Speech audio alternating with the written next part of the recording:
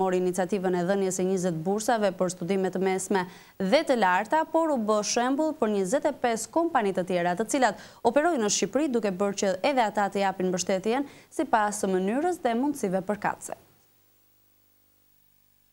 120 fëmijë jetim janë argëtuar në një drekë artistiko-festive të organizuar nga kompania celulare Eagle Mobile dhe Instituti Kombëtar i Integrimit të Jetimëve Shqiptar. Të pranishëm në këtë eveniment të zhvilluar kanë qenë presidenti i Republikës Bamir Topi dhe zonja e parë Teuta Topi, shoqëruar nga 2 vajzat e tyre. Njëkohësisht presidenti Çalik Holding për Ballkanin dhe Europën Juglindore, zoti Orhan Gjoshkun, drejtori i përgjithshëm i Eagle Mobile, zoti Ali Tashkën, si dhe presidenti i Institutit Kombëtar të Integrimit të Jetimëve Shqiptar, zoti Ilir Çumani. Në fjalën e tij në këtë program artistiko-festiv, presidenti i Republikës përshëndeti këto nisma duke shtuar se të gjithë duhet kontribuojnë në të tilla iniciativa që vënë në fokus fëmijët jetim.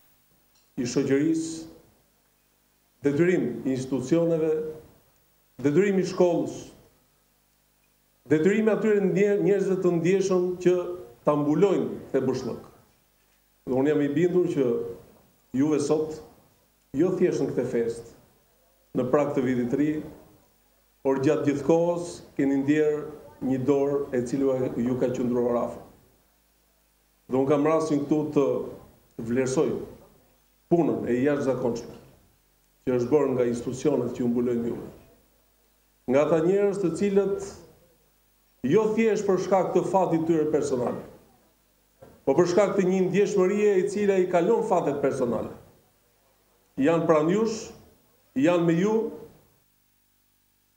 Ndërsa presidenti Çalik Holding për Ballkanin dhe Europën Juglindore, zoti Orhan Gjoshkun, theksoi se grupi Çalik Holding ka patur dhe ka në politikat e saj sociale ndihmën e këtij komuniteti. Fëmijët janë e ardhmja dhe ne punojmë sot duke menduar për të ardhmen. Çalik Holding i jep rëndësi të veçantë arsimimit, prandaj dhe politikat e kësaj kompanie kanë caktuar si pjesë të rëndësishme të përgjegjësisë sociale, tha Gjoshkun. Drejtori i përgjithshëm i Eagle Mobile, zoti Ali Tashkën, tha se Eagle Mobile shpalli vitin 2009 vitin e fëmijëve jetim. Dhe në këtë kuadër jo vetëm që ndërmori iniciativën e dhënies së 20 bursave për studime të mesme dhe të larta për 20 fëmijë, por u bë shembull për 25 kompani të tjera që operojnë në Shqipëri, duke bërë që edhe ata të japin mbështetjen e tyre sipas mënyrës dhe mundësive përkatëse. Këto aktivitete do të vazhdojnë edhe në të ardhmen. Instituti i Integrimit të Fëmijëve Jetim Shqiptar akordoi zonjës së parë Teuta Topit çmimin simboli vlerave humane për kontributin e saj në këtë aspekt. Ajo duke falenderuar për vlerësimin e bërë me këtë rast, vuri në dukje mirënjohje ndaj mbështetjes së vazhdueshme të kompanisë Eagle Mobile.